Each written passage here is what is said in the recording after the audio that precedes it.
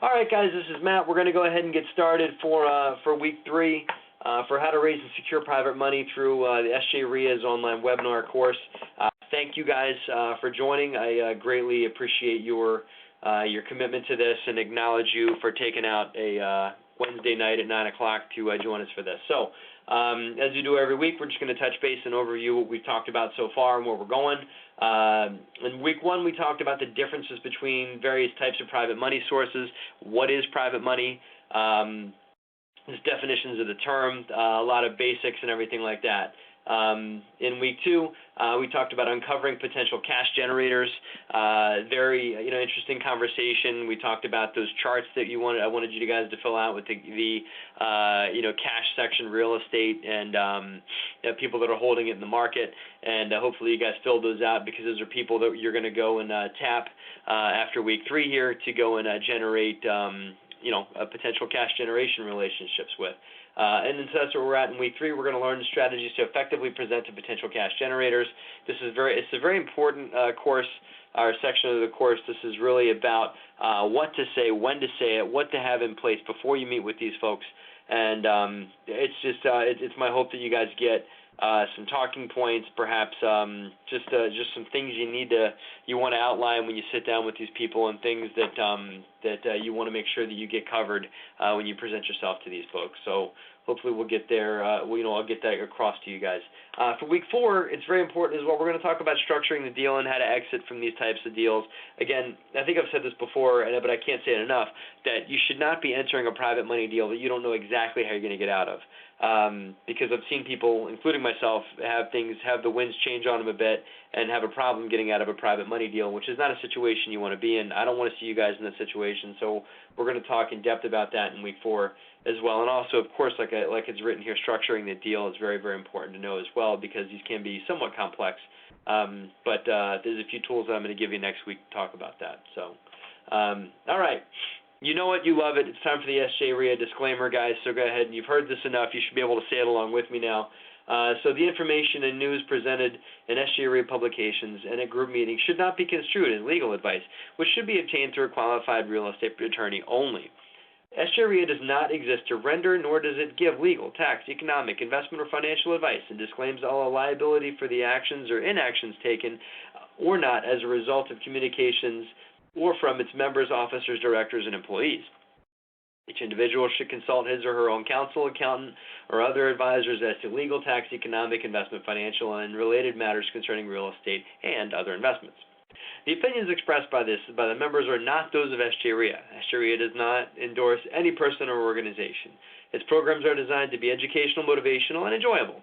Remember, speakers are primarily discussing techniques and methods that work for them but may not be appropriate for you. When actions involving purchases, sales, or tenants' relations are being considered, rely upon the advice of your real estate professionals. Well, that is just great advice, guys. So now we've got that behind us. We're going to go through tonight's agenda.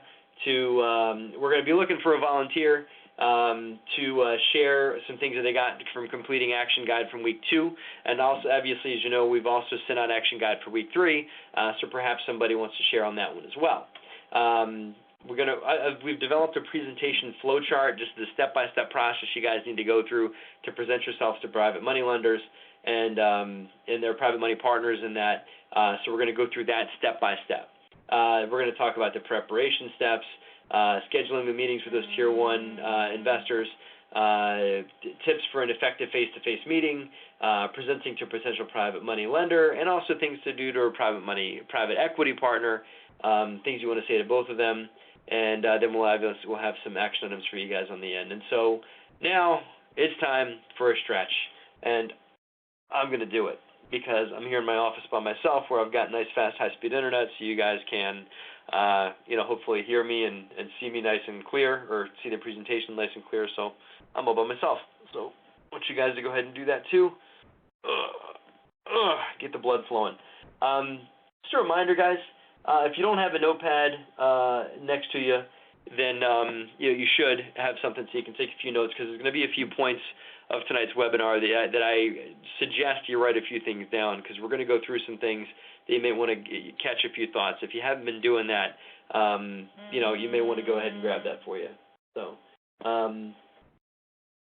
So let's move on. Okay, so now all these hands in the air. Who am I going to pick? Look at all these hands here that I have to pick from. So I'd like to see somebody if they would type into the chat bar that they'd like to share something they've gotten from doing the action items over the week 2 or week 3.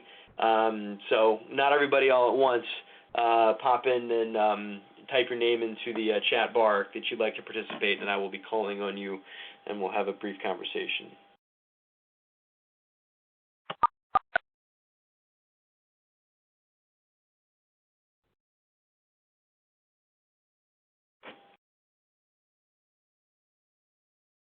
Not everybody at once.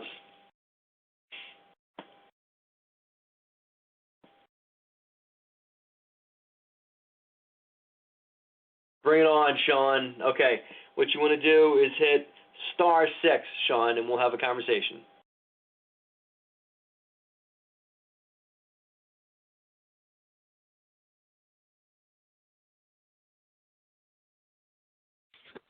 Hey, Matt, it's Sean.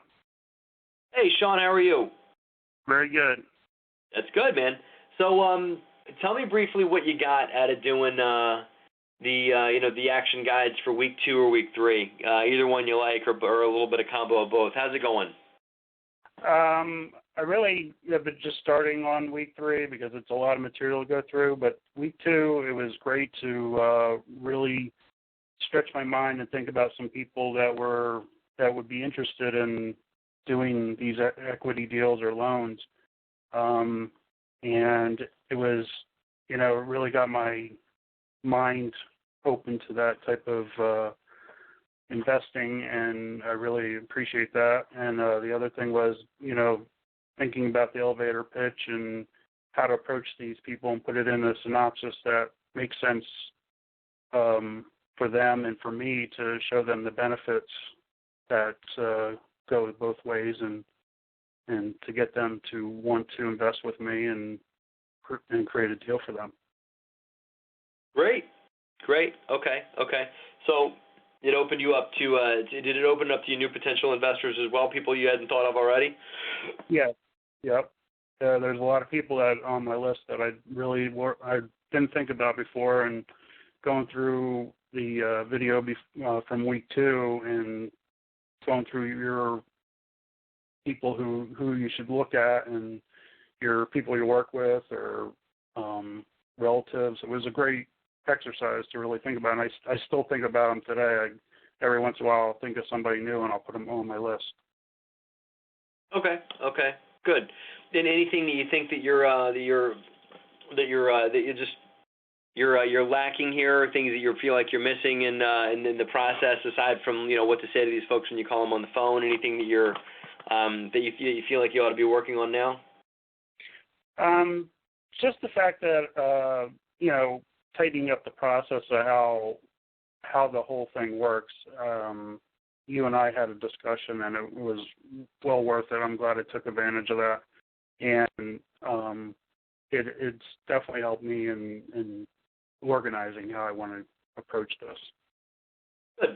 Good. Yeah, great. I enjoyed our side conversation. Sean took advantage of my offer, guys, to, if he sent in his action items and asked her to schedule a 10 to 15-minute conversation, he took advantage of that, and he and I had a great call. I encourage the rest of you guys to do that, too. Sean, you and I had a great talk, and I hope that it was beneficial to you as well, and I encourage anybody else to take advantage of that, because I really just want to see you guys win. I want to see you guys make this work and reach your goals. And that there's no other incentive that I get aside from just knowing that I made a difference. So, Sean, do you have anything else you want to add? No, but I'm looking forward to week 3 and week 4. So I'm looking to get this all together and move on and actually get an investment going. So I'm really excited. Yeah, we're going to go there. Cool. Okay, Sean, thank you. Go ahead and hit *6 again on your phone to go back into mute, and we're going to keep moving, okay? Thank you. All right. Thanks, Matt.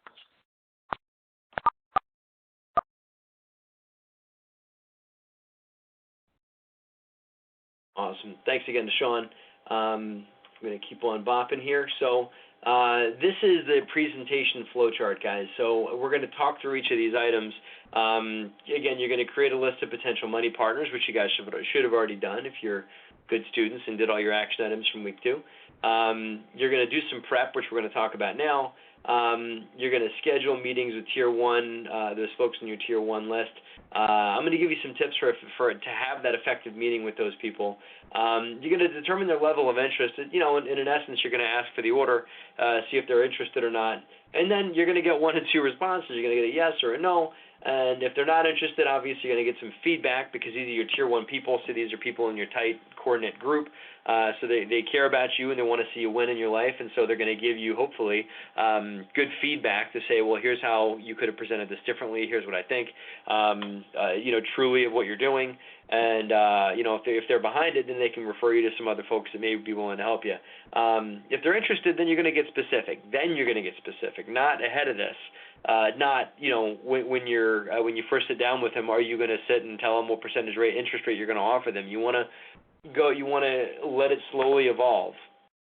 And I'll tell you guys a brief story on that one as we get to that, because it's something interesting happened to me actually this week, and I'm grateful that I let it slowly unfold because it benefited me greatly in the conversation. So we'll get there. Okay, guys. So here's how you got to prep. Okay. To Mike, your Tier 1s are your core group. Tier 1s are your people that are in your inner circle. They could perhaps be your neighbors, your friends, your family, people that you already have a tight relationship with, people that are in your core group that trust you already, that know you already. These are not people that you pick up at a newspaper, that you pick up, doing a newspaper ad or anything like that, which you wouldn't do until Tier 3. I discussed that in depth in week 2, and the webinars are all out there for you guys to watch again. But your Tier 1 folks are people, just to reiterate, are people that are your core knit group. My very first Tier 1 investor was a guy my wife went to college with. And that we evolved it from there. But there's been other Tier 1 investors, including family members, cousins, that kind of thing. So, sometimes I think you did land on this planet 2 minutes ago, Mike. I'm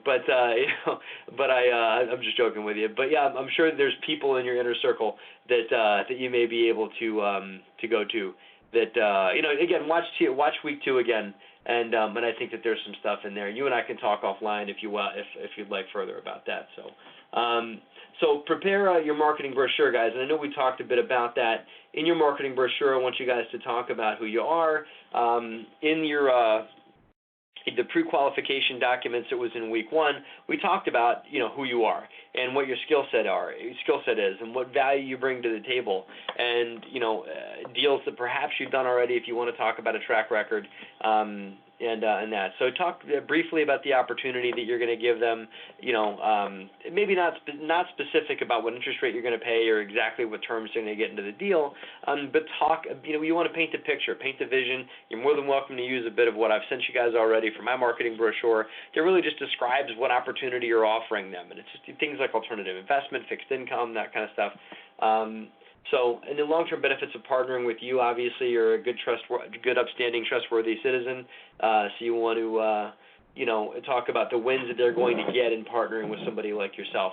If you've done deals already, do some testimonials, and just list those out. If you haven't, or if you've been involved in transactions, put those in there. Or you can even just put testimonials of people that have done business with you in the past. So, let's see. Moving on. So before meeting with your potential money partner, guys, again, so I want you guys to do an analysis of some deals. And last time we went through, and Liz has sent this to you guys already, so I'm not going to go through this again tonight. But you guys need to just jump into some write-ups on some deals, to go out there and look at properties that meet your goals. So revisit the goals that you wrote in week 1, and find some deals that work for that. Now, you guys were sent that for homework for last week, so hopefully some of you guys should have already looked at a few deals. Maybe not physically gone out and touched and looked at a house, but perhaps done a write-up or an evaluation on a house, which we talked about. I sent you guys that rental software website, here's this right here, rentalsoftware.com. You can also use Microsoft Excel. I sent you guys some stuff that we've done to evaluate these deals. There's two benefits to that, guys. Number one, if you get somebody that's hot to trot and they decide that they're interested in working with you, you want to have a deal in your pocket that you can show to them to say, well, I can do things like this. Here's something that's aligned with the goals that I want to do. Show it to them.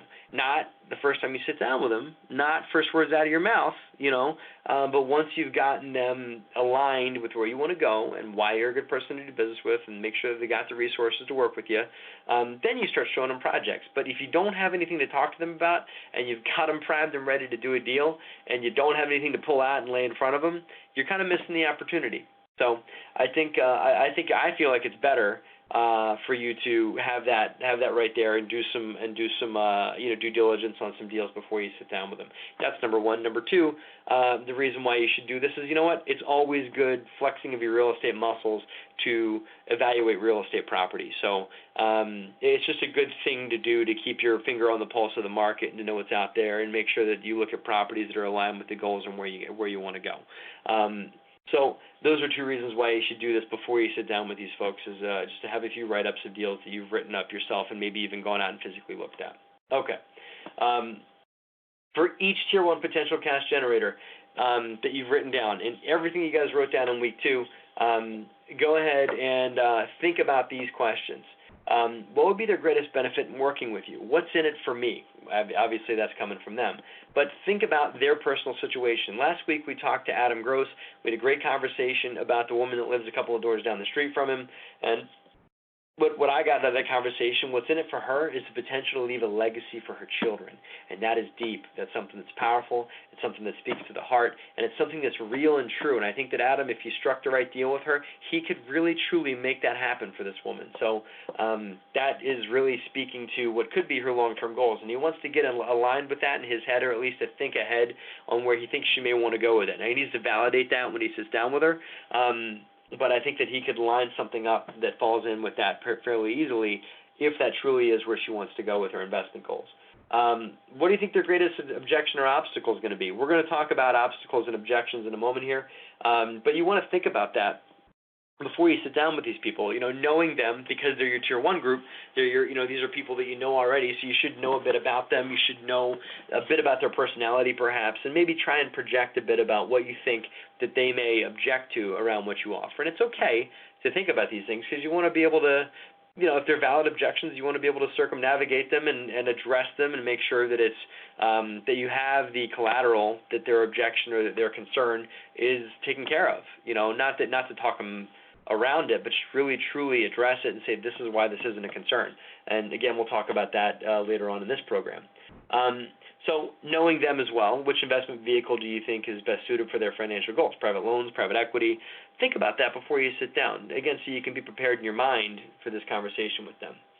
That being said, guys, I'm asking for another volunteer to see if anybody would like to hop on a one-on-one with me real quick here on the call. Just type your name in, and we can talk through. We did Adam Gross before, but we've got a few extra minutes here, so I want to see if anybody else wants to hop on and do a quick one-to-one and talk about somebody that's on their list from week 2, and I'll help them talk through this, and we'll have a brief conversation, and maybe we'll come up with some good ideas like Adam and I did.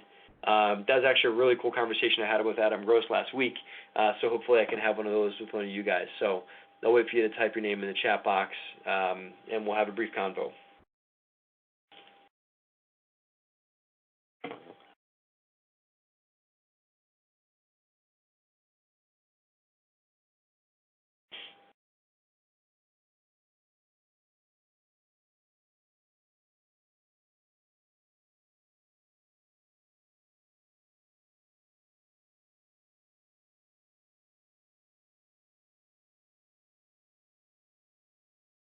Nobody. I'll give it another minute. If anybody wants to hop on and have that conversation, guys, we'll do it. If not, we'll keep on pumping because I had a great conversation with Adam last week, and we can keep on moving unless anybody else wants to hop on to talk about somebody on their list. All right, we'll move on.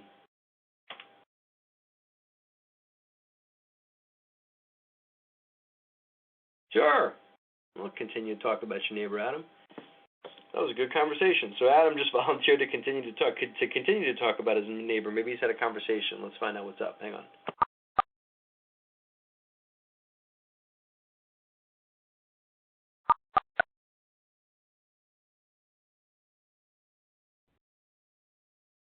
All right, Adam, go ahead and hit *6 for me, and we'll have a conversation.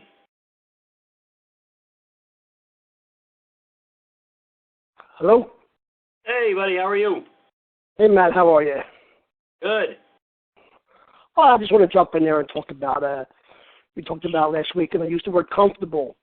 And I wanted to explain, when I said she was comfortable, I wasn't necessarily saying she's comfortable financially. Sometimes you talk to these people, they're comfortable in the way they're doing things. She's in the market right now, and the market's going up. So she's comfortable with not changing. So this is what I'm trying to break. Yeah, we can talk about the legacy of her grandchildren, but she's comfortable where she's at right now in the market. And I run into this a lot of people, they don't want to change because of the comfort level. Yeah. So you mean as in it's not that she's comfortable, she has everything she needs, she's without wants, she's financially free, that kind of thing. You mean she's comfortable as in she's not willing to take any risk and kind of sitting back on what she's got, right? Yeah, it's like afraid, we all talk about we're afraid of fear. She's probably fearful of investing with me, but she's known me for 40 years. She's comfortable with where she's at right now. And not necessarily getting comfortably financially. I think she's working a part-time job. So sure, she could use a few extra bucks. Okay. Well, that's something that goes even deeper down to another reason why she could work with you. Now, have you spoken to her since we talked last week? No, I wanted to finish this week three information. What's that? I wanted to get through this week 3 and get some more information. No, I understand. Yeah, absolutely. Okay. Well, I think that's even more valid, and you can offer that up as well. This is income she can make now, and if she wants to pass the legacy, then it's something that she can, hand down to her descendants, but also still make money on it now, while she's here to kind of make some cash flow herself. Or if it's strictly just income for herself, then she can do just the private loan business with you. And then, maybe keep some of it and scroll some of it away or increase her loan amounts to you every time she does something, because the loans have a shorter time frame. So if it's for personal income for her, shorter term, then you could do either one of those, and I know you've told me offline about the deal that you have, so you have more of an equity deal. But it's good to know that you could also present her with a loan situation if she's more comfortable with, if she wants a shorter time frame. Sure. How do we break these people? I mean, I'm sure this question we all have. Again, to go back to the comfort level, we're for the new investors as well as experienced investors. Everybody faces fear, and it's not just fear of asking. On the other end, it's fear of listening and change. So it's hard to break. It's hard to get into this from their perspective. They have the fear of actually doing something with you. Anybody she's comfortable. Yeah. I think that the only way that I've been able to speak to that in my business is it's in developing a level of personal trust with them. So for a tier 1 investor, you've got to just work through the personal relationship you have with them. And most of the people that invest with us as deal generators are investing with us for one of two reasons. Number one, because they trust us, or number two, because of our track record, right? And once you develop a track record and you start getting into tier 2 people who are referrals from your tier 1s, and that's where I'm at right now. I've developed a track record to the point where people that I don't know are willing to invest with me. But until you get there, you're left back on the level of trust you have with these folks, and that. So it's just, she is your neighbor. You've known her for 40 years, so that's a big, a platform for you to stand on. Number one. Number two, the way that you address her fear of risk, I think, fear of change, fear of something new, going back to that comfort level thing that you were talking about, is you got to speak to the collateral that you can offer. And what I mean by that is what does she have? What repercussions does she have to protect her and her money? So for a private loan, there's mortgages. She's really being the bank. She's not loaning you money. She's becoming a bank. She is loaning you money. You want to present it that, like, yeah, listen, would a bank just go hand money to somebody off the street? No. The bank would want a mortgage and a note to guarantee things. IKEA just said she can't hear anything anymore. I'm sorry to hear that. I hope, I don't know if that's just on her side or, Okay. If these guys are still having audio problems, somebody else chime in. So Bill and Carol said they're good. Okay, you're good. I know you can hear me, right? All right, IKEA, I'm sorry to hear that. And I'm not sure why she's having that. Hopefully she can work it out. Anyway, the one thing that the next thing you want to get to, Adam, is that you want to speak to the leverage that she has over you, honestly, because she, to be honest, a lender or a private equity partner in some means has more leverage than you do because they've got that mortgage, they've got that note that they can call in if the note defaults, right? And they're getting the lion's share. They should be getting the lion's share of the equity in the deal that you're putting together to make sure they meet their returns. And they could perhaps have an attorney. I mean, I'll tell you, I'm not saying you guys should go out and do this, but I have been willing to pay for my lender for his attorney. I've paid his attorney bill to make him comfortable. That was for a large bill. That was for a large loan. It was for a guy I knew I was going to get a lot of work from, and it was I think $1,000 for a $300,000 loan. And so I was willing to pay the $1,000 to give him the comfort level to loan me $300,000, right? So I've been willing to do things like that. You got to weigh out whether or not the deal is going to be worth it for you to offer that. But if that's enough to get it across the goal line, consider whatever it takes, especially for a private equity presentation. Maybe you might want to say, listen, I'll pay an attorney 2 hours of their time to read through this operating agreement for you or something like that. Give them a third party, like an attorney or whatever to review these things. So I think that, and the third thing that I'll speak to, Adam, is you can't just walk away with, I'm not comfortable with this is uncomfortable for me, or this scares me, or whatever. Ask why. What makes you uncomfortable? Give me feedback. Tell me about that, because they may just say, well, I'm not sure how I'm going to get my money back. Well, let me tell you about that. Let me tell you how you're going to get your money back. Let me explain to you that the house is going to sell in 6 months, or that I'm going to refinance this place, or whatever it is, right? So you want to get what's underneath the fear. Like, what are they afraid of? And then you can perhaps address that thing they're afraid of. I'm writing that down. Get what's underneath the fear, written down. Get what's behind the fear. Because just I'm afraid or I'm not comfortable or whatever, that's not the real answer. That's not the real thing that they're afraid of. You can say, well, what are you afraid of? Well, okay, I'm afraid I'm not going to get my money back. Or I'm afraid that you're going to take my money and go to Tahiti. Or I'm afraid that this deal is going to fall through. Or I'm afraid that I'm going to need the money for something else. Okay, those are real fears, and I can speak to that. So those are some tips. 3 tips right there. What do you think? Yeah. All right, cool. I'm glad you asked that question. I'm glad you answered it. Cool. I'm going to jump back into the presentation. Thank you, Adam. Being my guinea pig 2 weeks in a row. I appreciate you. And I'll talk to you soon, okay? Thanks. I'm going to go back into presentation mode.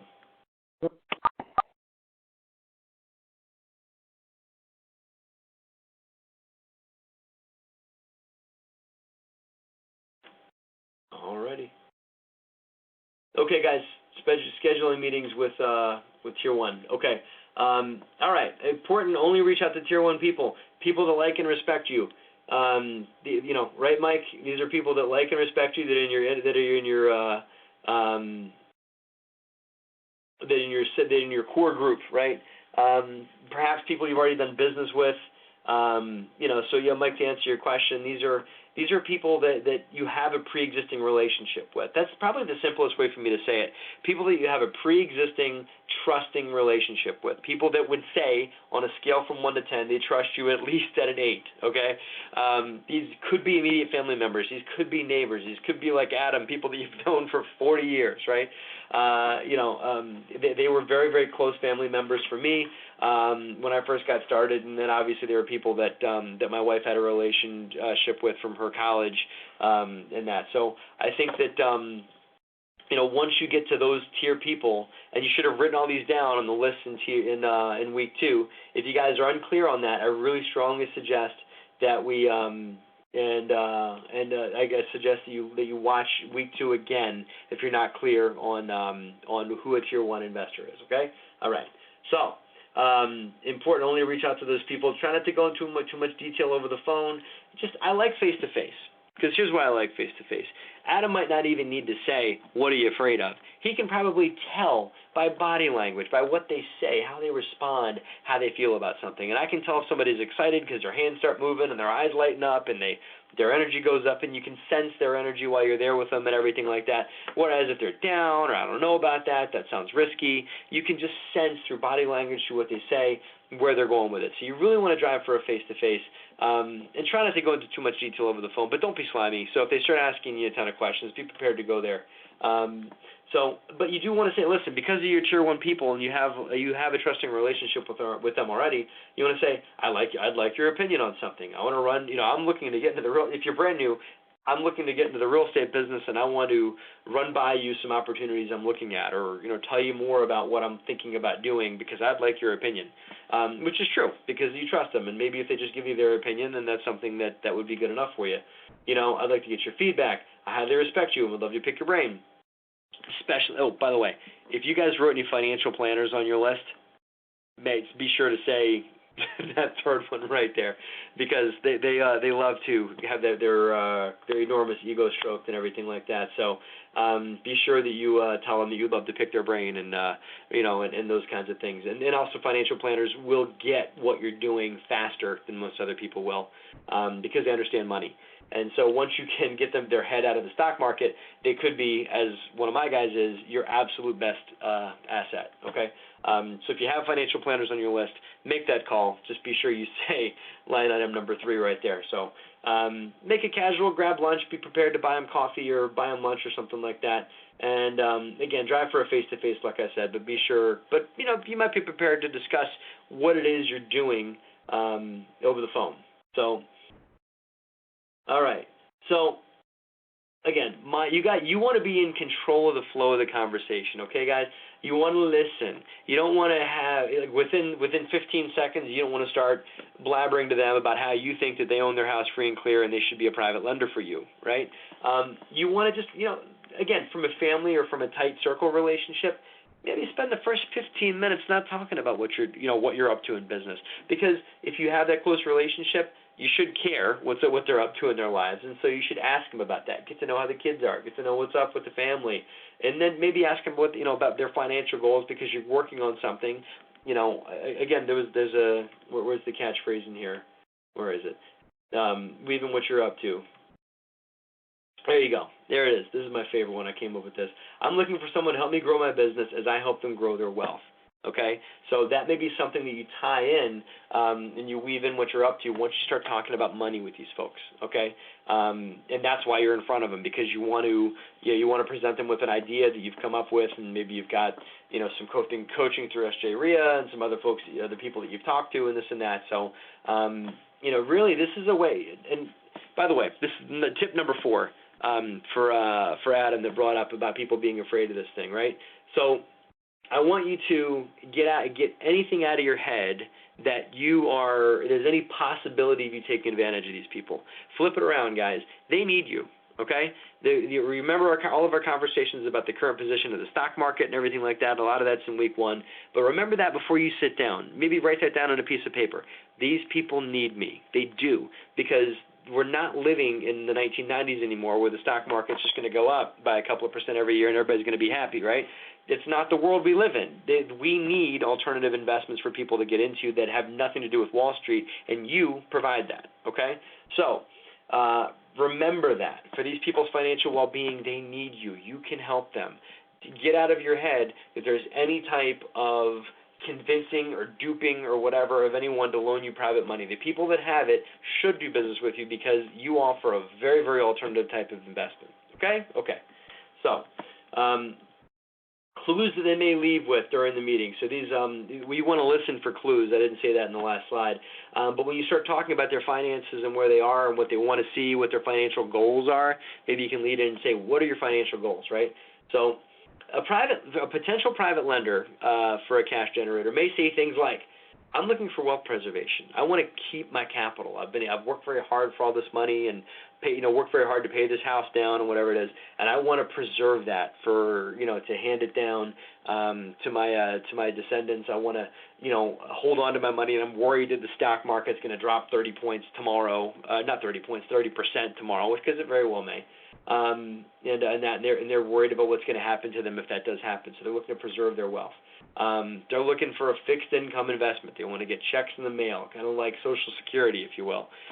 They want to get just residual coming on their money, right? And those are all things a private lender could benefit very much from. So,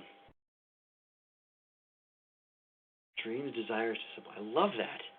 I need a pad and paper. I got to write that down. That was awesome. Thank you, Bill and Carol. Dreams, desires, and disappointments, guys. So listen from that perspective. Listen to what their dreams are, where they want to go, and just ways they've been let down. And if they've really been let down by the stock market, private lender is the way to go because it's very, very different than the stock market. Retirement planning. Obviously, these are things that the private lenders may say, and obviously that's another reason, like reason number 250 why self-directed IRAs work for private lenders. Self-directed IRAs are just built for private lending solutions, and I think we've talked about that. And I got something else I'm going to show you guys I think it's the next slide that I'll show you guys on why private lenders work really well for IRA solutions. All right, things private equity people may say, because they may not say things like this. I find that the younger the person is, the more prone to private equity that they are. I want to invest in real estate, but I don't have the time.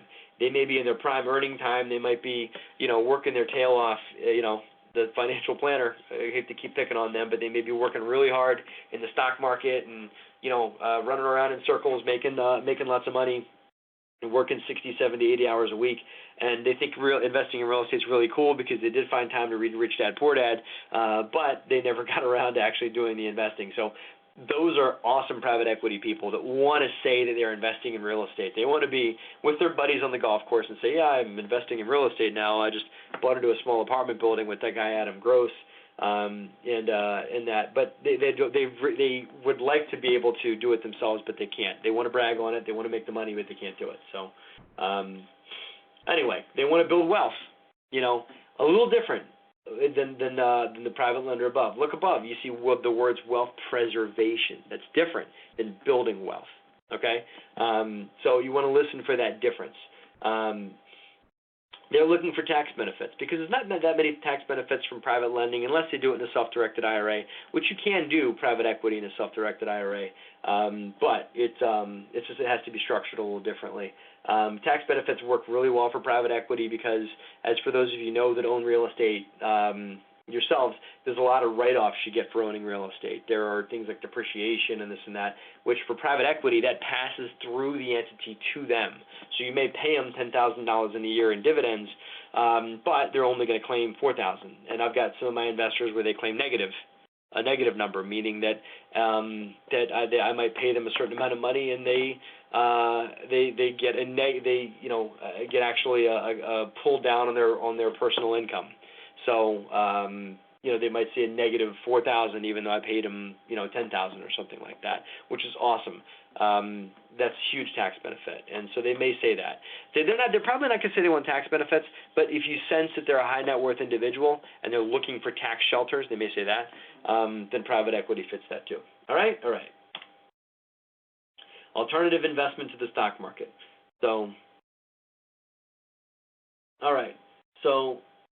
You know what? I wanted to tell you guys a brief story, so I'll just tell you right now.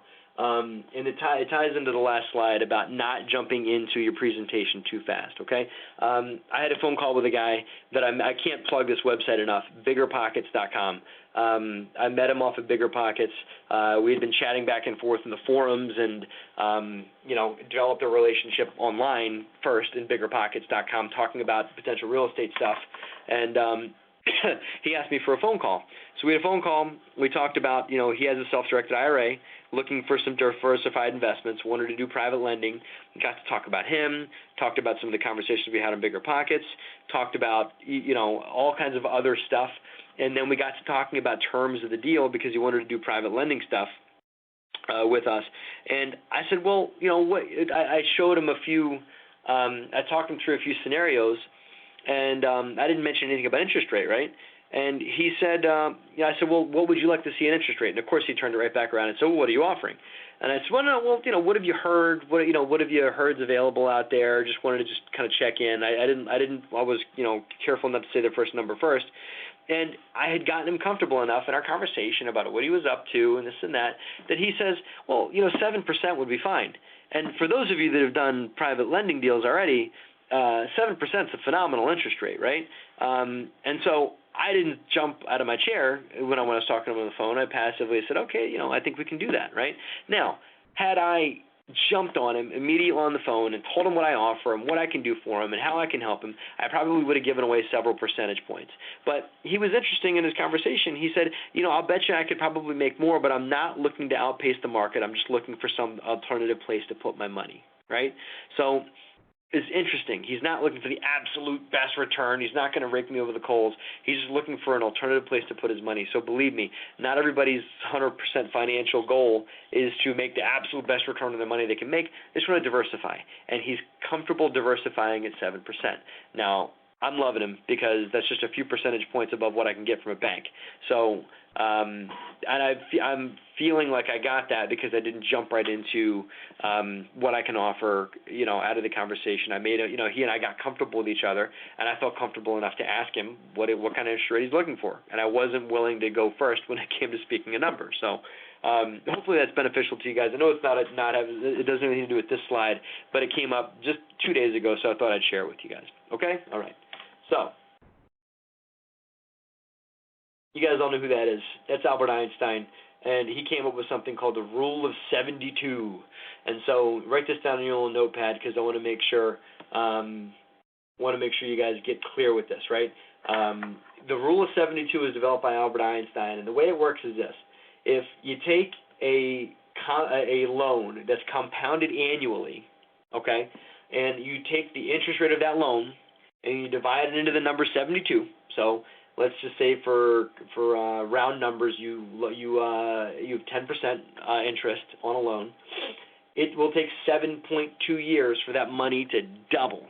So if you find somebody with $100,000 in 7.2 years on compounded interest, they would double their money in 7.2 years with you, right? That's amazing. And again, the money has to compound. So if you guys don't know what that means, here's what it means. That means that when you pay them interest payments, they can't take that money and put it in their pocket. They have to reloan that money to you. All right. Well, what if they want to put the money in their pocket? Well, then they don't get compounded interest. They get something called simple interest, which is okay too. It grows as well. As long as they, you know, roll, as long as they don't keep everything that you give them. If they take half of it and put it back into the program and keep the other half, that's okay too. But the one place they have to let that money compound, guys, is a self-directed IRA. And the reason why that is if they're under 59.5, they're not allowed to touch the money without a penalty. So if you have somebody who has $100,000 and they loan you $100,000, they pay you back, or you pay them back. Say you pay him back, yet, you know, my guy that wants 7% interest, I pay him back $103,500 in 6 months. He now has $103,500 that he can't touch because it's in his IRA. So he has to take that money and lend it back or do something else with it, right? So the money has to compound by the nature of the investment. By the nature of a self-directed IRA, the interest has to come back to me or has to go somewhere else, right? So this investor that I have automatically doubles his money in 10 years for the rate that I have with him, or 7.2 years if you were paying 10%, or less if you're willing to pay even more, right?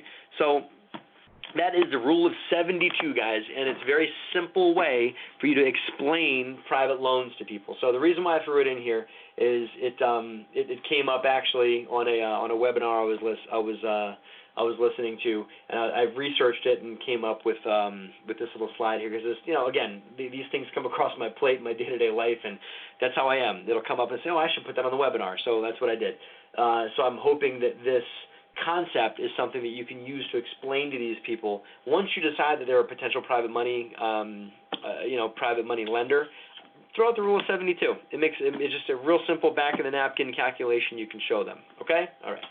So So be bold and ask for the order, guys. If it seems like, if everything adds up, once you've done the small talk, once you've, gotten them talking about their financial goals, you've listened for the clues that we put out there about, would they be a potential private lender, potential private equity partner? Ask them. So what do you think? Interested in doing business? Are you interested in doing business with me? Are you interested in learning more about how I can help you with your financial goals? And if they say yes, then here's where you can go, guys. You can share your marketing brochure with them. Then you share it. Maybe you roll that out when you're telling them what you're up to, but be careful how much you lay in front of these folks until you really get a good conversation going. You can show some prospective deals at that point that are in line with your goals, that you've hopefully, because you've done your action items and that we've sent to you, you guys already have these deals sitting there in your briefcase that you can pull out and show to them that are real deals that you're interested in, that are hopefully still sitting on the market, that if they're interested now, they can hop into with you. Talk about some different ways to structure the deal. So we're going to talk about that next week. But there are different ways you can structure a private equity deal and a private loan, and you want to show them, listen, just don't pull any punches. This is how it's going to lay out. This is the structure of the deal. And then, by the way, on the one above, you guys can start talking about loan terms or equity terms and that kind of thing. Then you start talking about what they may make or what they may get back, what their ownership is and everything like that. If they're not interested, ask for help. These are your tier 1 people. These are your inner circle. These are people that like and trust you. So ask them if they can introduce you to anybody else. Ask them if they can give you feedback on what you've told them so far. You can still show them the marketing brochure. Give me feedback on this. This is something I created. It's really, I put my heart and soul into, and it shows what I'm up to and everything like that. So what do you think, right? Don't make the meeting all about getting a yes out of them. Get something. It could be just feedback on your business plan, okay? All right. So here's a little chart here, guys.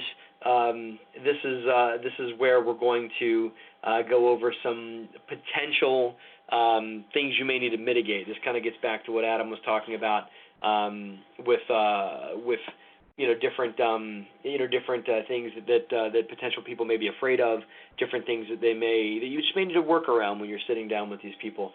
So they're always going to know what the risks are, and if they don't ask you that, you still want to tell them what the risks are, because you want to think ahead and perhaps think ahead of people they may talk to after they get done sitting down with you that may be glad to tell them what the risks of them working with you are. So you want to get ahead and address the risk. So for private lending, the risks are it may be slow to get it paid back, and the property may be the worst case scenario is the property is upside down, like they loan you $100,000 and you're only able to get $80,000 for it or something like that on the resale.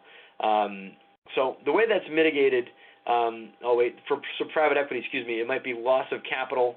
So the worst thing that can happen for a private equity deal is the deal literally completely falls apart and the money completely gets dissolved. Now, the only way that happens, guys, is if you get into something that's super risky, which I'm going to tell you not to do, or you could miss your return on investment. Maybe you tell them you're going to pay them 12%, and you only pay them 8% or something like that. So we'll get to that as well. So the private lending is mitigated by having a solid plan, right? Having comparable sales and the loan to after repair value, LTARV, right? Not loan to current value, loan to after repair value, which you want to be around 65 to 70%. And you want to show them that it's obviously your profit padding in there. That's what you plan to make on the deal. But if you're not able to sell at $100,000, then you've got lots of padding in there, and you're willing to cannibalize some of your profit and give some of your profit up in exchange for them being able to pay back their loans. You want to show lots of padding. You don't want to do deals that are really, really tight. And so that's how you mitigate the potential slow payback and the property being upside down. You just don't get into deals where it could be upside down. You have a deal where there's lots and lots of padding on it, and be willing to show them comps, guys. I didn't have room for that in here. Show them comparable sales for the deal that you're putting them into for once it's fixed up. Listen, it's going to be worth this much. It's going to be worth X amount of dollars because this house down the street sold for that, or it's going to have this many apartments if you're doing a buy, fix, and refinance deal. You want to show them the potential value of that multifamily or rental deal that you're working on with them. So anyway, that's how you mitigate the risk for private loans. For private equity, like I said, they just don't do risky deals, guys. Don't get into a deal with people that you like and trust in your core group, or with anybody really, where there's more than like a 10% chance that they could lose a lot of their money in the deal. You're not in the gambling business, you're in the equity wealth building business, okay? So the next thing you do for your return on investments, don't be afraid to put out a slightly low return on investment number and let people know that you're being conservative about it, because I'd rather see you tell people you're going to pay them 9 and you pay them 11. Okay, 9% and then pay them 11%, okay? It's called under-promising and over-delivering. So I'd rather you do that. And I suffer from this as well, that I want to get flashy with my numbers and I want to show big, hot numbers that what they're going to make, but I've got to pull myself back and reel myself in a bit, because at the end of the day, I want to be able to exceed those expectations and exceed those numbers for them. And obviously, if I'm not able to do that, and if things come up that surprise me, I'm at least able to meet their return on investment, because I didn't shoot for the moon, right, in my returns that I showed them. All right. So for private lending, the way they get out is on a sale or a refinance. You want to be super clear. That's how this happens, guys. I'm going to fix up and I'm going to sell this house, or I'm going to fix up and I'm going to refinance this house. So by the way, tell them what bank you're going to use. And if you don't know, shame on you. You should know what bank you're going to use already. You should maybe even have had a conversation with the bank and have already sat down with them and turned in a loan app. If you don't have the credit for that, then you want to talk to somebody called a sponsor to sponsor your loan, which is pretty much a blend of this private equity type of thing, which we'll talk about next week. But what that means is you can bring in somebody else that's willing to guarantee the loan alongside you, and then tell your private lender about that. Like, yeah, you know what, my credit might not be the best, but I'm going to bring in Joe Smith over here, who's going to help me get that loan. And so don't you worry, we're going to get you out by talking to ABC Bank, and I'm either going to personally guarantee the loan, or I'm going to bring in this guy Joe Smith over here who's going to help me out. So that's how they get out of the deal, and spell it exactly how it's going to happen. Private equity, a little more complicated because it's a long-term investment, guys, but it's really the same thing. You're either going to sell it or you're going to refinance it, but you're going to do that after a while, because remember, we talked about this in week 2. For private lending, you're buying something, you're adding a bunch of value to it by fixing it up, and then you're capitalizing on that value by refinancing it or selling it right away. So again, you're buying something, you're adding value, and then you're capitalizing on that value. In private equity, you're buying something, you're perhaps doing a few things to it, but you're doing it. Private equity deals are cash flow deals, okay? So over time, the mortgage gets paid down. Over time, if you manage the property well, it goes up in value, and you do things to increase its value and everything like that. And you capitalize on a long-term increase of value by selling the property or by refinancing it. And of course, you get yourself into a mortgage where it gets paid off every month. There's a contribution to principal, and you can recoup all that and buy out your investor just by refinancing a property that has had maybe $30,000 a year worth of mortgage getting paid off on it, and then after 5 years, there's enough to refinance it and pay that investor back. Okay, there's another not super complicated, but it works on bigger deals to get out of private equity, and that's called a roll up. And what that means is just keep it simple and to keep it basic and not too complicated for you guys. What that means is if you did a really big deal for private equity, like buy a 150-unit complex or something like that, and you got it nice and seasoned and you got it performing well financially, you could then sell that apartment complex into a larger, bigger private equity fund, and that's called a roll-up, which means you get ownership of a much larger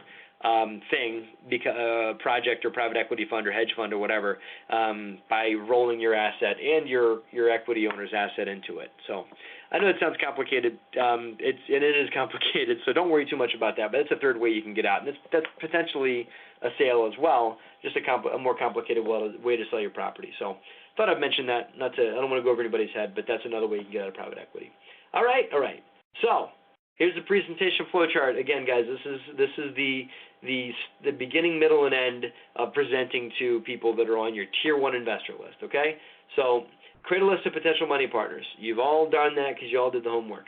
You do your deal prep, which is, looking at that list, writing down some expectations you think that those people may have, getting that marketing brochure nice and tight, and going out and looking at a few deals, either writing them up from the comfort of your own home, or if you've got the time, go out and physically look at them, take some pictures so you can tell these potential investors, I went and saw this building and this is what I thought. with my own two eyes. Here's a picture of me standing in front of it. Take a selfie in front of the building and show it to them. So that's all part of deal prep that you do, right? So you want to schedule meetings with these tier 1 people. Again, don't get into too much over the phone with them unless you have to. Schedule that meeting, schedule lunch, schedule coffee. Remember the keywords. I want to run something by you for that financial planner. I want to pick your brain about something because I really value your opinion. So, go there with that. We covered the tips for an effective meeting. Remember, listen first. Don't be just blah, blah, blah on them. You want to hear what they're up to, hear their financial goals, and once you get into the conversation about their financial goals, then you can start weaving it into what you're up to. And remember the phrase, you guys are more than welcome to steal it. I'm looking to help people that can help me build my business while I help them build their wealth once you get into talking about money with these folks. All right? Determine the level of interest. Maybe even ask them, how interested are you? What do you think? Does it sound like something that's good for you? Yes or no? And either go and get some referrals and get some feedback on your business, or get specific on the deal, show them some potential write-ups that you've done, get into more detail on the terms of the deal, and move on from there. All right? So here is your action guide for week 3. This has already been sent to you because, again, this is the webinar so nice we've done it twice because of our technical difficulties last week. So you guys have already been sent this, but I want you to, this is actually, I'm grateful that we're getting this again because it's okay to be able to look at more deals. So if you guys have looked at some deals last week, look at more deals. Call some realtors. Visit your goals. Visit your goals that you've set from a few weeks ago, and talk more about those goals with either your partner, could be your spouse, whoever in your life, about what those goals are, and then talk to some realtors, wholesalers, people that are vendors of property, and see if they can help you get to those goals and get to looking at some deals you can write up. Okay? You're more than welcome to use the Excel spreadsheet that I sent you guys. I also recommend that you go out and buy that software. Super affordable. It was in the link that Liz sent you last week. Rentalsoftware.com is what it is. It's very affordable. And again, I don't make a dime off of that. I just use it, and I think the guy makes a good product, so I highly recommend it. And oh, by the way, if you become a pro member for Bigger Pockets, which again I don't make any money off that either. But if you go to BiggerPockets.com and join as a pro member, they've got a ton of spreadsheets and data and all kinds of stuff you can download absolutely for free. Just a little bit for free if you join as a free member, but if you join as a pro member, which is something like $200 a year, you get access to a ton of their spreadsheets and data and this and that. It's not as robust as rentalsoftware.com, but it's still good enough to get started on writing up deals. All right. Now, the new homework for Tier 3, which I don't think was in there for Week 3, which wasn't in there last week, is to reach out to half your Tier 1 list, schedule appointments post-November 19th so you're fully prepared. In November 19th, we're going to talk about, that's going to be Week 4. So schedule an appointment after November 19th so that you've had a chance to listen to webinar number 4 where we talk about structuring the deal and how to get them out and this and that. And go get them, It's funny because Thanksgiving's coming up. So I know what all you guys are going to be talking about over the Thanksgiving dinner table with all your Tier 1 people, because that's who everybody has Thanksgiving dinner with, is Tier 1 people, right? So, hopefully that'll be your conversation piece. You'll be quite prepared for Thanksgiving this year, guys.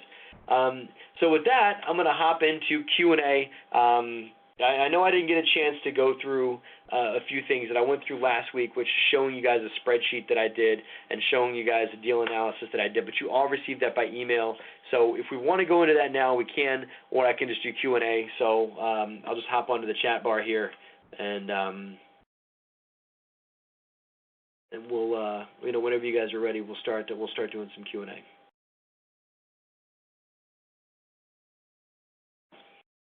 So, and to do Q&A, you want to type into the chat bar, I have a question, and it'll, Jonathan wants to talk. Let me put it on, give me a minute.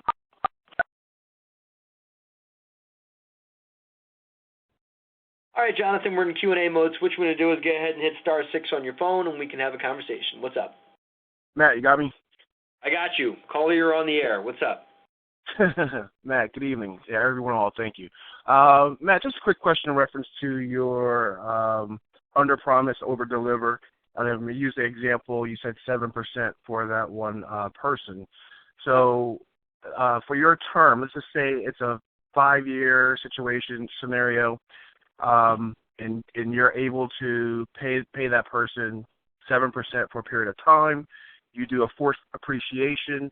Let's just say if you're able to refi, I guess sooner than what you expected, you're going to basically pay them off at that 7%, but give them a little bonus just to basically say that that is a little more than like a 7 or 10%. Is that what you're saying there, or just simply pay them? No, that's not what I said. But you're opening up a really interesting conversation. So let me open that up. First of all, okay. I wasn't clear. This guy wanted to be a private lender. I just met him on this Bigger Pockets website. So he wants to date before we get married, if you will. So and you guys may find that and I haven't covered that yet on these calls, but I've done business with people that started out as private lenders and then became private equity partners in the future. And the reason why that works is a private loan is perceived to be more safe because it's got collateral and because it's short term. It's in there for 6 months. So if somebody seems like they want to, dip their toe in the water a little bit, have them give you a private loan first. Because it does have a beginning, middle, and an end. This guy wants to do a short-term deal with me, but he's got quite a bit of money in his self-directed IRA, but he wants to do a really, really small deal, relatively. He wants to do a small deal up front before we move forward. So his 7% was strictly on a private loan. That's what he wanted to make, right? So a couple things came up in the conversation. I said, okay, I'll gladly pay you 7%, and I'll pay you that if I need to send you checks every month. Okay? If you want checks in the mail every month, I'll pay you 7%. I said, but if you'll let me defer the interest until the loan matures, until I pay the loan back through a refinance or a sale, if you let me carry forward that interest, you don't gain money on top of the interest. It's not compounding, while it accrues. Does that make sense? Yes. Okay. Yes. If he's willing to let the interest pile up, then I'll pay him 9%, which still, 9 is better than the market, I think, for what some people are willing to pay out there. So, but you're not telling him that, though, right? I did. Okay. I said, here's the deal, man. I'll pay you 7 right now, all day long, and I'll cut you a check, and send it to you once a month, or I will pay you 9 because I'm willing to pay 9. I'm willing to pay more than 9, obviously, but I will pay 9 for a accrued. For pushing the interest off until the end of the project because it benefits my cash flow. 7% is not going to hurt my cash flow that much, so I'm probably going to enroll him into going for 7 because honestly, if he really wants to date before we get married, that's a good way to show my performance that I'm able to cut him a check every month, and to make sure the project's healthy. So that's answer number 1. Answer number 2 to what you're talking about, you can do exactly what you talked about in an equity deal. And what you're talking about is called a preferred return. Okay? And what that means is in an equity program, for an equity deal, the investor gets a preferred return of 7%, but they also have an ownership stake on top of that. Okay? So the reason why they call it preferred return is they are first paid after the bank. So after you pay your mortgage, the next thing you pay in your line items of hierarchy of importance is your preferred return payment. Right? They get paid before you do. Okay. So so that preferred return, it's super secure. But then once the deal sells, or once you take a profit draw for all the equity that's in the deal that's piled up. Now I don't do longer term. I don't let equity pile up myself. Like if you got a deal that's cash flowing from me, I pay dividends once a quarter because I want to make a dividend too. So I pay myself and I pay as well. So some people will let dividends. We'll let the profit from a deal pile up and then issue them in a one lump sum payout, where if you had somebody making a preferred return, that's what you would do. I know I'm getting complicated, but you can also take that preferred return investor and not give them any ownership of the cash flow, but they get ownership of the property. This is all structured in the operating agreement, guys. So they get 7% of the, on their money, and then when the deal sells, like you just said, they get a percentage of the sale proceeds. Okay, perfect. Thanks, Matt. Yeah, I got it. You got it? Okay. Thank you. Appreciate it. You're welcome, Jonathan. Anybody else? Jonathan, hit *6 for me again so you go back on mute.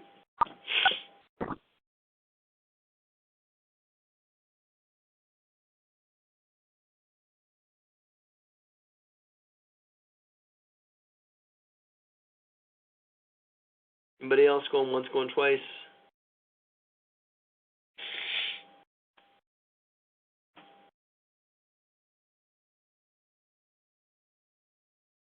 Okay, let's go to Adam first. You hopped on first, and then we'll go to Mike Szymanski. Adam, what's up? Question about the software. Star 6.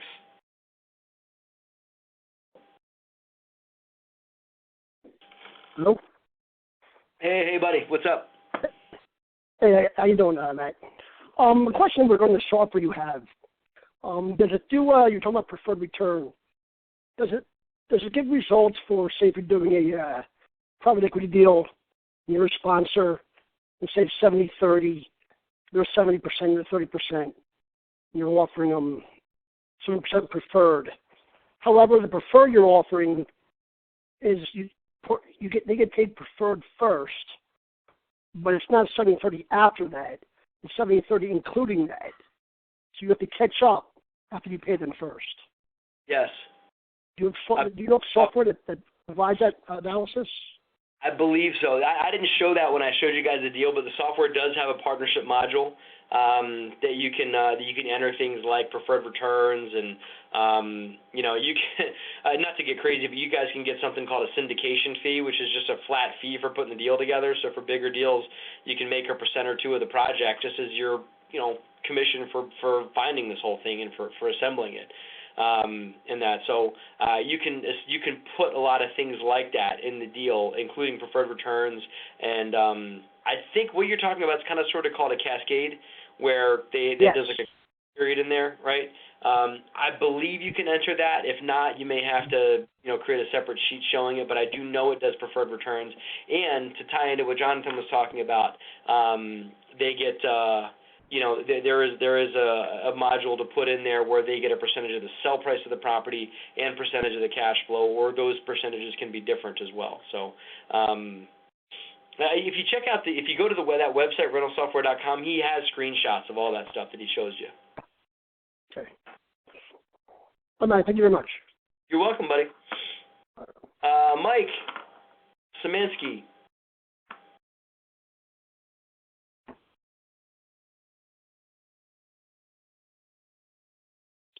Hi, Matt. Yes, what's up, Mike? Hi, Mike. Mike Szymanski. I had a question. How do you verge the conversation? Like, if they ask you how much profit you're making, and hence they might want to try to get into the double digits. Is that something you can work with them on, or do you just try to keep it under 10%? I try and get them in the double digits, especially after year one. You're talking about private equity, right? Either or. Yeah, for private equity would be more geared towards offering them double digits. Correct. Private loans, private loans, you want to talk more about what their long-term wealth growth is going to be and working with you, especially if they can compound that interest. That's what you want to talk about on the private loan side. For private equity, what I tend to do is I'll look at the overall performance of the deal, and I'll say, okay, well, how much equity do I need to give my investors so that they can I try and get my guys to make somewhere in the low to mid-teens, right? So somewhere between 11 to 14% is where I want to see them be, because I think that is a little bit of outpacing the market, right? Okay. So you want to be like a nice high yield deal, right? So or a deal that's attractive to them. So if I have to give them 60% to get that number, I will. If I have to give them 70% to get that number, I will. And I find that if I'm not greedy and I give them enough that they're going to get a nice return, they don't question too much on why I'm taking so much of an equity stake in the deal.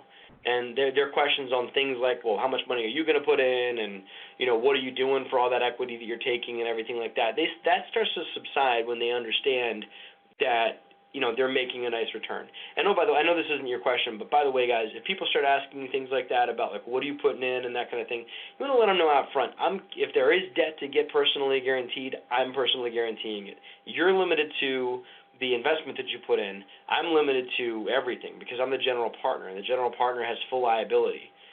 Meaning if the partnership got sued, then you're the one that has to defend that. They don't, So you're really the one taking the larger risk for the entire project. They're limited to the risk of their money. You're risking the entire cost of the project and maybe more than that. Okay? So I don't know if there's a question behind the question, but I thought you might have been asking about people asking you to justify your ownership. Yes, great, thank you. Answer your question? Yes, it does. Cool.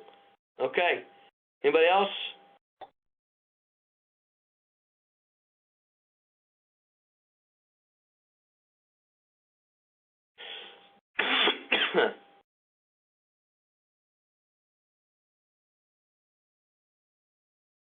Give it another minute if anybody else has any other questions, and if not, we will bid you guys a good evening, and we'll hop off the call. Thanks, Mike. Thank you.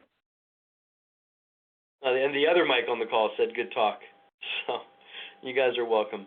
All right, guys, I'll go ahead and call it. And thanks, Mike Szymanski. That was a good question, too. So thanks for the questions, guys. Thanks for their participation. I really look forward to doing week 4 with you. Let's get out there and start applying some of this stuff. Don't forget to make those calls. Start looking at some deals, guys. And remember, if you want to have a one-on-one call with me, all you got to do is send Liz your action items so I can review them and request a 15-minute call with me. And I'm glad to do that with any of you guys so we can have a one-on-one and talk more about specifically what's going on in your business. Hope you have a great evening and a great week. Take care.